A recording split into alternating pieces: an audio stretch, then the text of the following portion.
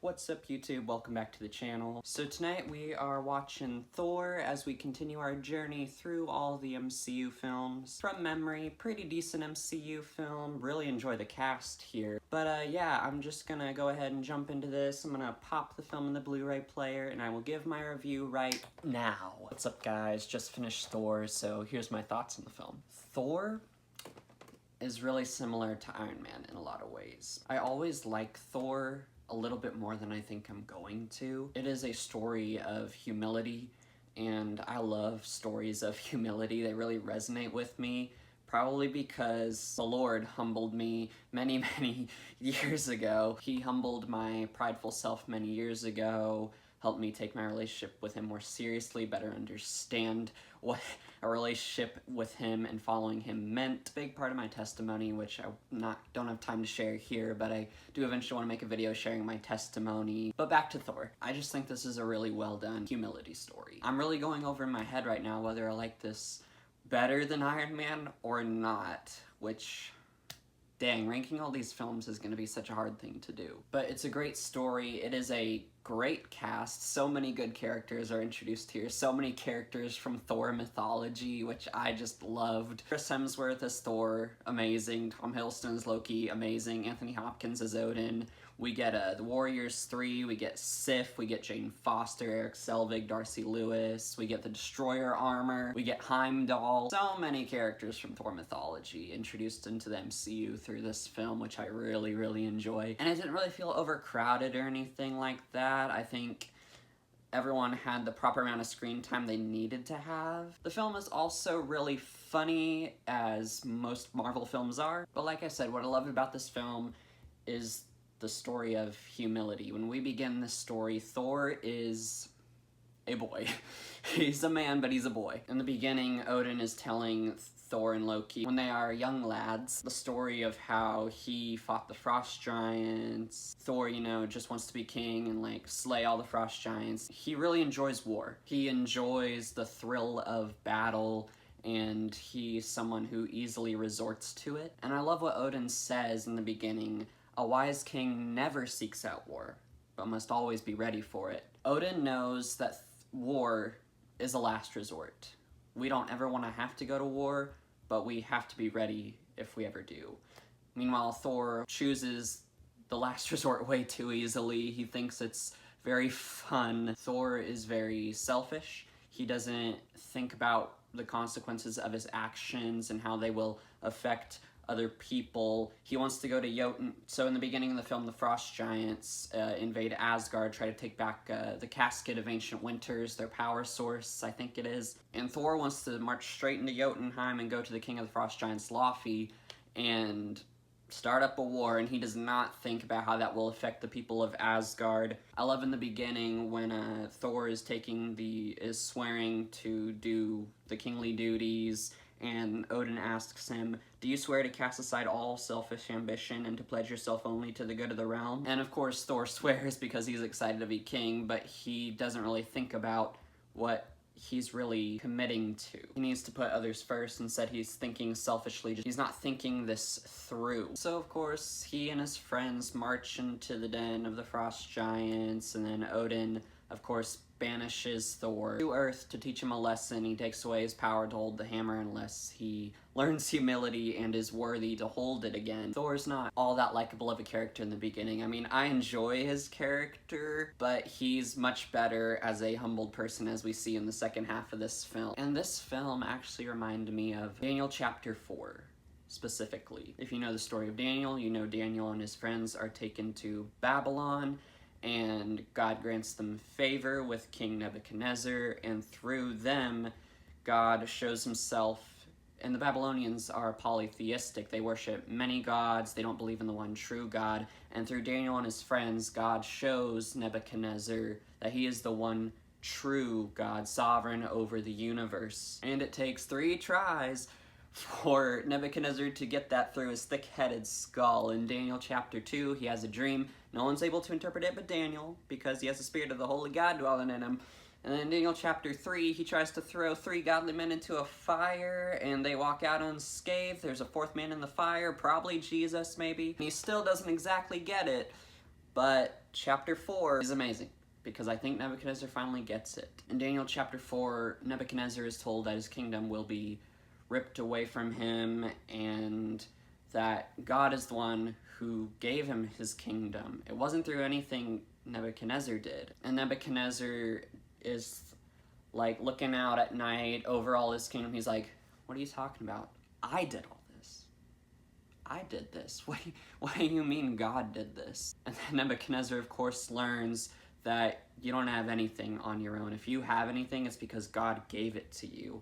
And God humbles him, takes away his sanity, makes him insane, makes him like a beast of the earth, roaming the earth for, I believe, 7 years. On the end of the 7 years, Nebuchadnezzar finally gets it and acknowledges and praises the Lord. He is humbled. He knows God is sovereign, that everything he has was because of God, and it is restored to him. And that's what this movie reminded me of, because Thor is someone who thinks he has it all together, thinks he's ready to be king, who is very prideful, very selfish, doesn't think before he acts. So his father banishes him to Earth, and that scene where he tries to pick up the hammer and he can't do it, and Thor is captured by S.H.I.E.L.D., and he's in that interrogation room, and Loki visits him and tells him that he's lying, of course, but he tells him that their father Odin is dead and that he can't bring him back to Asgard, even though he's the king now. And that's when Thor hits rock bottom.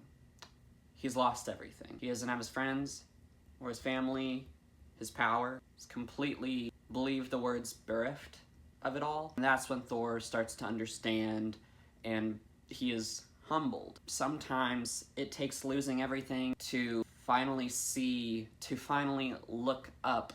Thor learns humility once he loses everything, and Nebuchadnezzar learned humility once he lost everything, including his own mind. It was only then, when he lost everything, that he finally looked up to the only thing he had, the only option he had left, which should have been the first option, God, and he is humbled.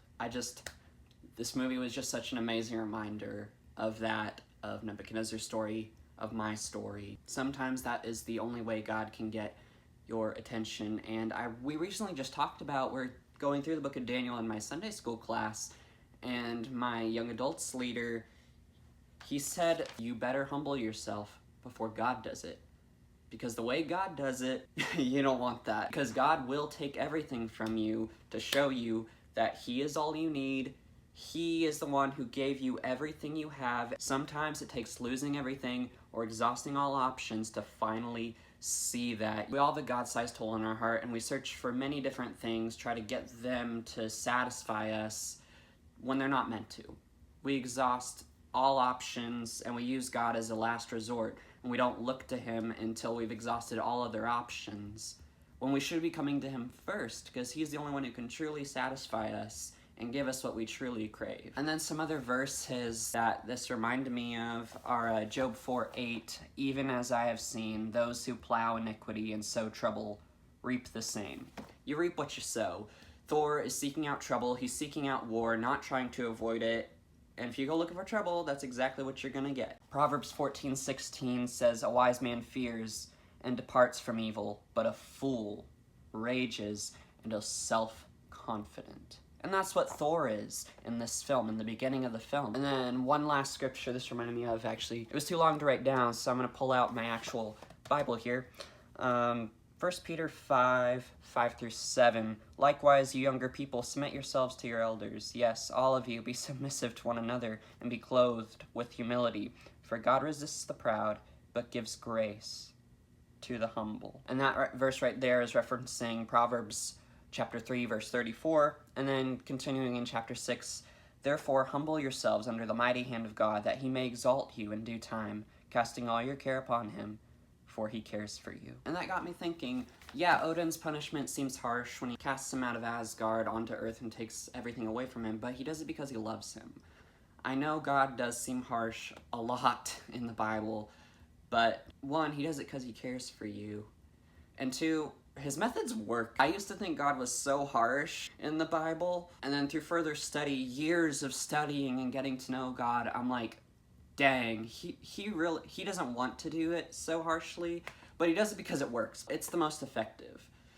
It gets us to look to him when we've lost everything, that's the only way he can get us to come to him. The way God works, he does it because it works. He knows the best way to work and to get things done and to help us. He wants what is best for us. God is for us. So that's just what this film reminds me of. Wonderful story about humility. I think it's really well done. And another thing, one of the first things Odin says in the film that I thought was really interesting, once mankind accepted a simple truth, that they were not alone in this universe. And it kind of got me thinking, in the beginning, back in biblical times, not everyone believed in the one true God, but a lot of people, a lot of cultures believed there was some higher being out there.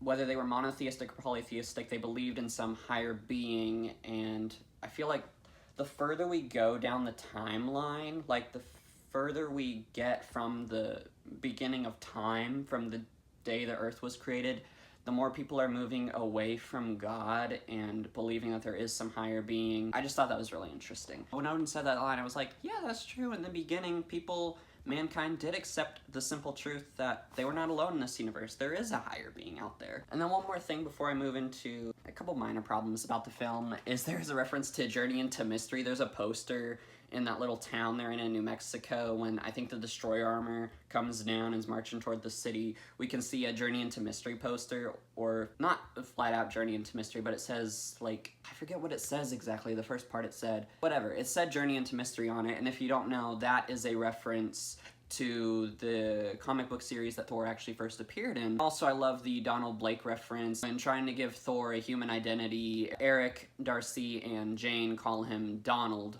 Blake, which if you don't know is a reference to Thor's civilian identity in the comics. I believe when he is banished in the comics, he loses his memory that he is Thor, and he's actually a doctor in the comics named Donald Blake, who I believe works with Jane Foster, actually. And then he gets his memory back and he remembers that he is Thor. So I just love all the little references like that, the Journey into Mystery and the Donald Blake stuff. And then one more thing I just remembered. Hawkeye's introduced in this film. I always forget. We get a little scene of him with his bow and arrow aiming down at Thor if Coulson gives the command when he's trying to pick up the hammer. I just love that. Hawkeye is one of my favorite characters in the MCU. Love Jeremy Renner in the role. I always forget, oh, Hawkeye was introduced in this film. He appeared and I'm like, hey, there's the man right there. And then a couple problems I have with this film that keep it from being like a 10 out of 10. I didn't think it was super impressive, didn't evoke really high emotions for me.